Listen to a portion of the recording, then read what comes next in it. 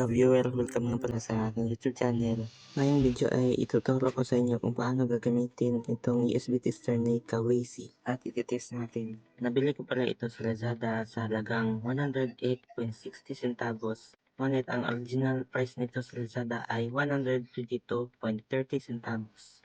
Ito ang kanyang in at saka kanyang out. Itong USB tester na ito ay magagamit mo ito upang makita mo yung kaano kabilis mag-charge yung isang power bank mo or yung iyong charger.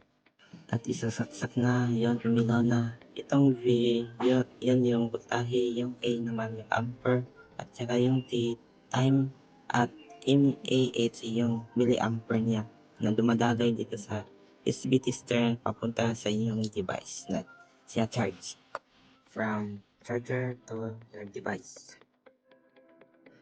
Isusubukan na natin dito sa ating keypad na mag-charge at gagamitin natin itong USB tester. At ito na siya.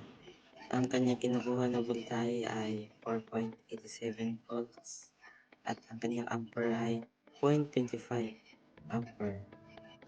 Mga 1 watts at charge muna natin ng 1 oras. Babalikan natin. Ayan.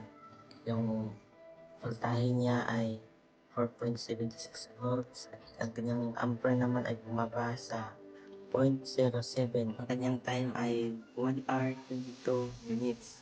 Ang kanyang na-charge ay 293 milliampere dito sa keypad.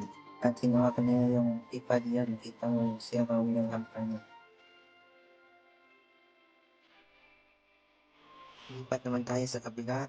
Gumamit ako ng DC to DC, 5 volts to 12 volts dahil gagamit ako ng bulb na 12 volts. Yan, nakikita natin dahil sa tester, nakita natin kung ilang oras siyang nagamit ng babot ng 8 hours, 58 minutes. May 6,448 amperes siyang nakuha. Yan. Susubukan naman natin itong USB tester na ito sa charger na may 18 watts.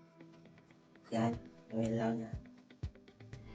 At umangat na yung voltage niya at ampere hanggang yan 11.7 volts and 1.53 ampere. Umabot ng 17 watts niya, charging niya. Dahil dito sa USB tester nito, masasabi natin na legit yung nakalagay na 18 watts sa charger. Kung nagustuhan yung video ko, pag-like naman and subscribe. Thank you.